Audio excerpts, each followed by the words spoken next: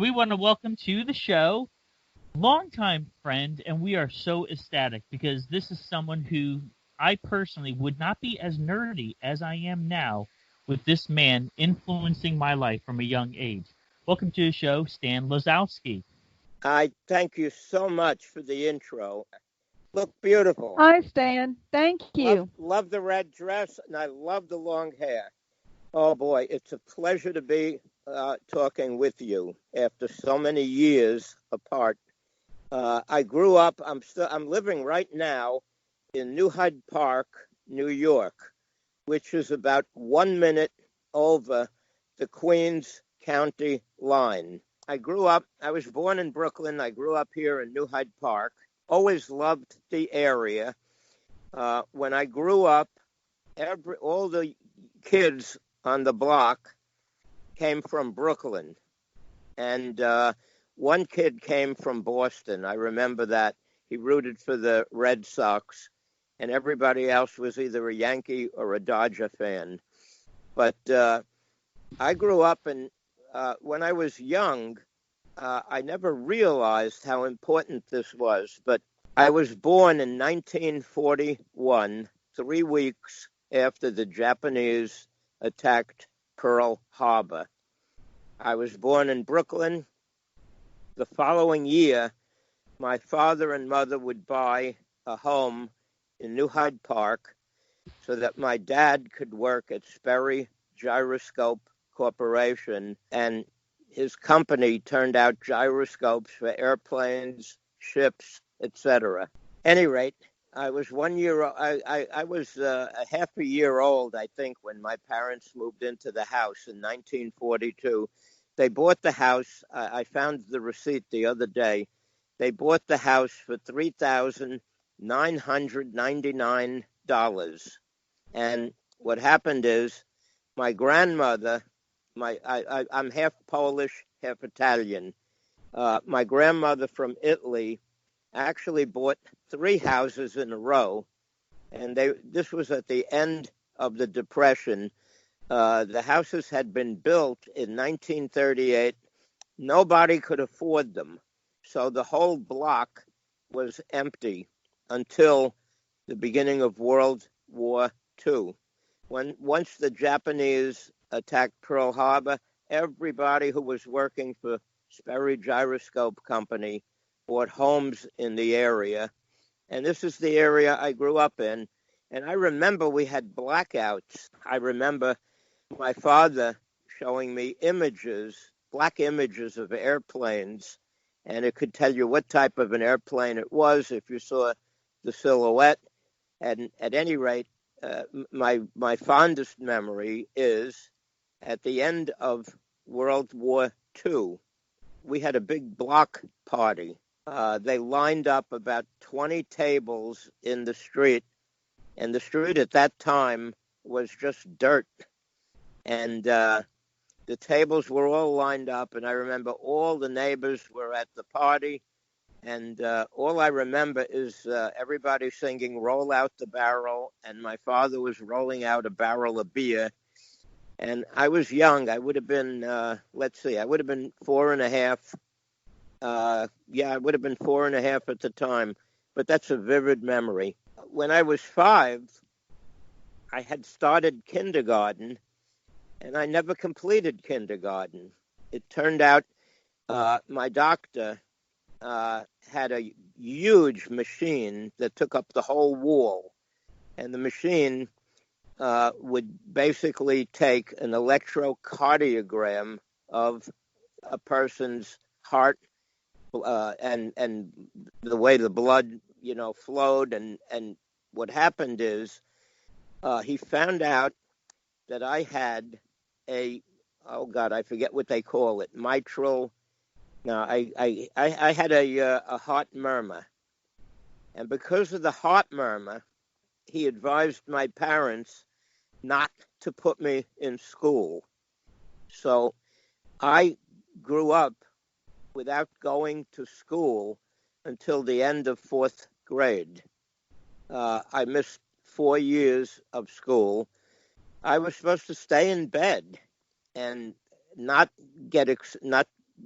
exercise, not because they were afraid I would die. And what happened is my Italian grandmother started teaching me, and I remember her best because she taught me every day. I also had tutors coming from school, but my dad gave me his entire comic book collection. And I got to tell you, he had every Batman, Superman, detective comic, action comic. Oh, God, he had all the Captain Marvel, Whiz comics, and he had all the Walt Disney comics with Mickey Mouse, Donald Duck, Uncle Scrooge. Uncle Scrooge became one of my favorites. I had the whole run. He gave me probably about 700 comic books. And all I would do every day in between learning was read the comic books. And I didn't realize it, but it helped me to read a lot faster because, I wanted to know all the words. And my grandmother from Italy started teaching me Italian. I didn't want to, well, I wanted to learn, but my mother didn't want me to learn, so she put a stop to that. What happened right after World War II, my uncle came home, my Uncle Jerry Campana. Oh, boy, he fought with Patton's army. They invaded Sicily, and then he fought all the way up the Italian boot. And because he was my mother's youngest brother, she had a sister older than her. She was in the middle, and Generosa, Jerry, was the youngest of the family. At the end of World War I, I understand, my Italian grandfather caught the flu, and he passed away. And it was very hard on my family growing up because my mother, her sister, my uncle, all of a sudden, they were at a loss. The breadwinner of the family wasn't there. What happened is, unfortunately, our family, well, the Italian part of the family, my grandmother from Italy came to the United States with her 11 sisters. There was one more sister that stayed in Italy, and if I remember correctly, there were 3 or 4 other children that died at childbirth. She came from a family of 17 children. Her father was a sheriff in Italy, in, I believe, a town called Ruoti, which was near Naples. At any rate, when they came to the U.S., they went through Ellis Island, and they settled in Little Italy in the lower center of Manhattan.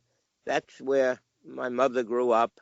Eventually, the family would move to Brooklyn, and I'll never forget, at one point in time, my grandmother told me when they lived in Little Italy, she brought over with her all the paintings that her husband had owned. And the incredible thing was that I mentioned her father was a sheriff. Apparently he accumulated a lot of paintings. At the time, I was starting school. I was starting college in Manhattan because I learned about the paintings a lot later. And I asked my grandmother what the paintings were of, and she told me, they were all religious scenes. And she said, and they were so dark, you could hardly even see them. And she had a whole bunch of them, I don't know, 10 or 20 of them. And she said some of them were very large. And I asked, well, what happened to them? She said, well, when we moved out of Mott Street to Brooklyn, we left them in the basement. And the paintings could have gone back, to the era right after the Renaissance. It just blew me away that people would leave stuff like that. That's I think what made me get interested in, collecting things, because number one, I grew up with all my dad's comics, and I loved them. And then when I was 11 years old, 10 or 11, I wanted to buy a two-wheel bike. The bicycle was $11.95. I'll never forget. No, 98 cents. I'll never forget it. So my father said, why don't you put all the comics on the wagon and see if you can sell them? How much should I sell them for? He said, I don't know. He says, try and get a penny each. So I put my $11 million worth of comics on a red wagon, and I pushed it through the town. I sold 3 comics for a penny each to one kid. Another kid gave me a penny and bought 1 comic. And when I got to the corner of the block and turned the corner on Bryant Avenue, and I still remember the house, I knocked on the door, and I told the man who answered I was selling my comic collection. And he said to me, bring it in. I'd love to see it. I brought all the boxes in, and this was around I guess I might have been about 8 or 9, because it was 1949. He had a television set. It was enormous. It had a round screen, and it was about 7 inches across. You could open up the doors. He even turned the television on for me. And at that point in time, since it was during the day, there were test patterns on the major channels, and all the other channels were black. But he couldn't really show me any television. But he went through the comics. He said, see how many you have.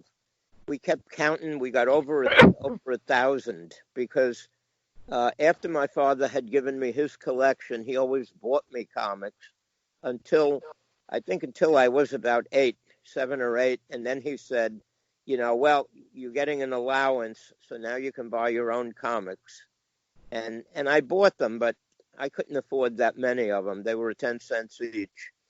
At any rate, the guy went through the comics, and I asked him, I said, are you going to read them? He said, no, I'm buying them for my nephew. My nephew is in Buffalo, New York, and he broke his leg last week, and he's in bed, and he can't move. He has the leg in a cast. He said, so I'm going to send him 50 comics every week, and he's there for he'll be in bed for 3 months. He said he'll enjoy them.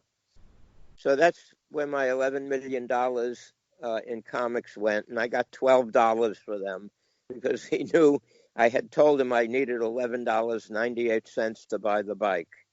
That was probably the biggest mistake I ever made in my life. I learned the hard way. Years later, I started buying back some of the comics, and I can't tell you, I paid literally about $1,000 and something just to get the Uncle Scrooges back.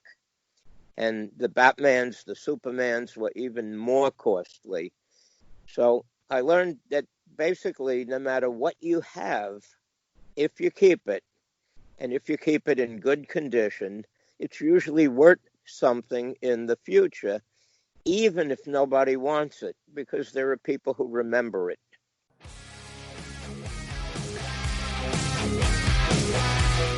Thanks for listening.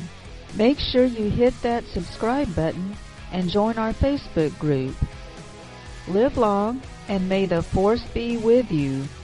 Nanu Nanu.